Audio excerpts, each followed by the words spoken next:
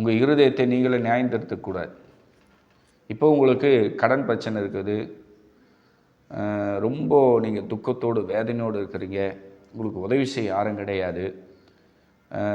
இனிமே நீங்கள் மறுபடியும் பழைய நிலைமைக்கு வர முடியுமா என்கிறதான பல டவுட்டோடு கூட நீங்கள் இருக்கலாம். ஆண்டவருடைய வார்த்தை உங்களை தேடி வருது. ஒரு வசனத்தை வாசித்து பிறகு நம்ம பிரசங்கத்துக்குள்ளே போகலாம். ஓகேங்களா? நீதிமொழி புஸ்தகம் 10ஆம் அதிகாரம் 22வது வசனத்தை நம்ம வாசிக்கலாம். கர்த்தரின் ஆசீர்வாதமே ஐஸ்வர்யத்தை தரும். கவனிச்சிங்களா? கர்த்தருடைய ஆசீர்வாதமே ஐஸ்வர்யத்தை மனிதனுக்கு தரும், அதனோடு அவர் வேதனையை கூட்டார். இந்த வேத வசனத்தை நீங்கள் நல்லா பாருங்கள். ஏசப்பா நம்மளை ஆசீர்வாதித்தால் தான் ஐஸ்வர்யம் நம்ம வீட்டுக்குள்ளே வந்து தங்கும். மற்றபடி இந்த உலகத்தில் நீங்கள் என்ன பிஸ்னஸ் செஞ்சாலும் சரி, அதில் விருத்தி அடைய வாய்ப்பு கிடையாது. ஆண்டவர் ப்ளஸ் பண்ணால் தான் நீங்கள் செய்கிற தொழில் வந்து ஆசீர்வதிக்கப்படும்.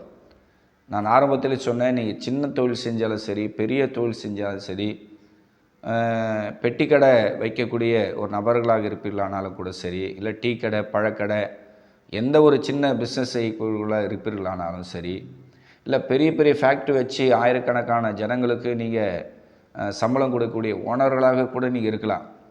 ஆனால் நீங்கள் கையிட்டு செய்கிற அந்த பிஸ்னஸில் ஆண்டோடைய ஆசீர்வாதம் இருந்தால் தான் நீங்கள் விருத்தி அடைய முடியும். நல்லா தயவுசெய்து நான் சொல்கிற இந்த வசனத்தை நல்லா ஆழ்ந்து பாருங்கள், உற்று பாருங்கள். ஏசப்பா ஆசீர்வதிச்சாதான் குடும்பத்தில் ஆசீர்வாதம் வரும்.